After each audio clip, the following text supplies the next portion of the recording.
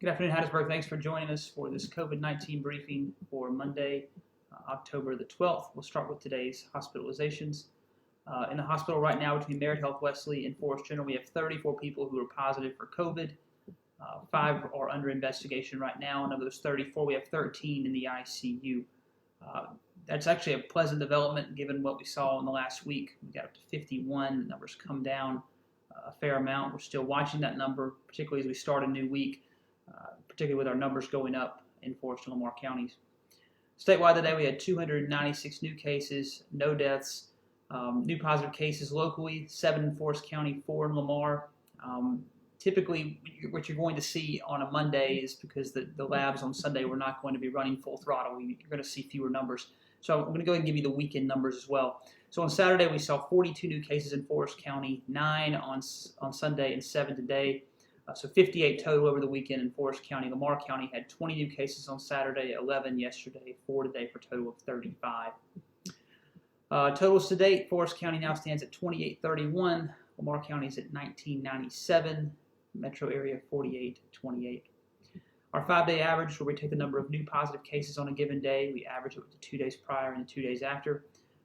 We have seen we saw a dip and then another spike, and right now we're right under 40 in terms of metro area in terms of new positive cases. Again, this will change as you go into the week once you get past sort of the weekend lab processes.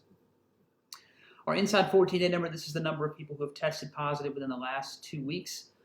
In Forrest County, that number is at 320. Kind of gives you an idea of how many active cases we have in Forrest County right now. Of course, there's a lot of those who are college students, both at William Carey and at Southern Miss.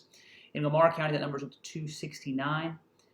And so over the course, you can kind of see we're right under 600 right now, which is not where we want to be at all in terms of this inside 14-day potential active cases in our community. You can go back to the left on the line here, and you can kind of see where that big spike happened throughout the month of July and then started to fall in August.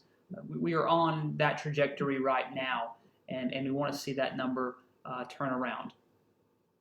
Week over week, a week ago we were at 261 in Forrest County inside 14 days. That number is now at 320, so an increase of almost 60. LAMAR County up a little over 20 as well to 269, and so we're up to 589 inside 14 days. Potentially active cases, we were 500 a week ago. Hospitalizations, however, those numbers have fallen 46 down to 34, ICUs 14 to 13. Our goals continue to be the same: protect the vulnerable, prevent overrun of the healthcare system by slowing the spread, prioritizing the public health while giving the private sector the space it needs to operate. The vulnerable populations, people over the age of 60, people with underlying or chronic health conditions. Councilwoman Mary Dryden wrote a post about that today, just about how the vulnerable there among us, and we really need to be watching out for everyone. It comes down to each of us engaging in good personal behavior, because if the vulnerable gets sick, they're likely to end up in the hospital. And so you saw the big spike on the inside 14-day, and the one saving grace right now is that, at least on the Forrest County side, a lot of those new cases are college students who are likely to not end up in the hospital. However, on the LAMAR County side, we really can't say that. And so, usually a week to 10 days after we start seeing spikes, we start seeing our hospitalizations creep up as well. And so really think about, what we can do this week, because the goal this week is just to have a good week. Making good decisions. We know this is Hattiesburg High homecoming week. We know the weather's nice. We dodged another storm last weekend, and so we really want to see people just make good decisions. There's 3 things you can do that we talk about all the time that can help slow the spread of this thing and keep the vulnerable from getting sick and going in the hospital, and that's wearing a mask, that's socially distancing ourselves, that's avoiding large crowds. Those are all 3 things that we can do to try and turn this curve around as we get later into October. Several pieces of city news for you today. Of course, this week is Restaurant Week in the city of Hattiesburg. If there's any industry that's really had it tough this year, it's our restaurant industry. And so there's a new burger trail that was announced today around our city.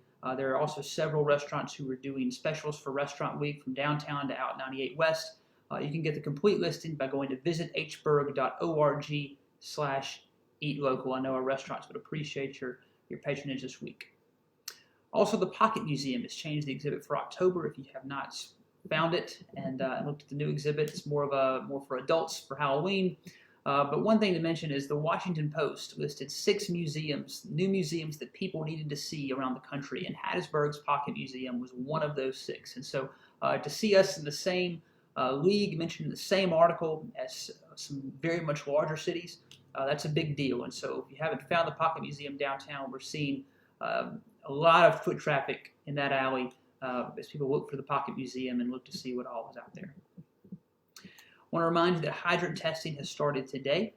We do this once a year as part of us preserving our Class 3 fire rating. That weekly schedule is posted on our social media channels as well as HattiesburgMS.com. The big thing here is you're going to see some road detours, you're going to see some low water pressure when they come to your neighborhood, and you may see some isolated incidents of brown water. If you experience brown water for a long period of time, we want you to let us know. You can call the action line at 601-545-4500. But that is it's inconvenient, but it's something we have to do to make sure that our hydrants are working so we can preserve that Class 3 fire rating. And finally, our act of courage. I know we often mention the great job that the Hattiesburg Fire Department and the Hattiesburg Police Department do. However, last weekend it was even more so prevalent. Both our departments were involved in responding to an accident on the interstate, one that involved children. And we know that our first responders see a lot on their day-to-day jobs, but those emotional reactions and the baggage of that and the weight of that is amplified when there are children involved. And on Saturday, our police officers had to respond to a kidnapping that happened in our city, and luckily that ended in a good situation. But I know that we view our first responders as heroes, but also understand that our firefighters and our police officers are also human beings with families, and we continue to think about and pray for not only their physical health, but also their emotional and mental health. And so join with me in the coming days and just periodically and just lifting up a prayer for our first responders, because they see a lot and they need constant encouragement. As we get into the week, remember to wash your hands, take care of yourself, wear a mask if you go out in public. The only what is essential, remember, you're safer at home. Have a great week.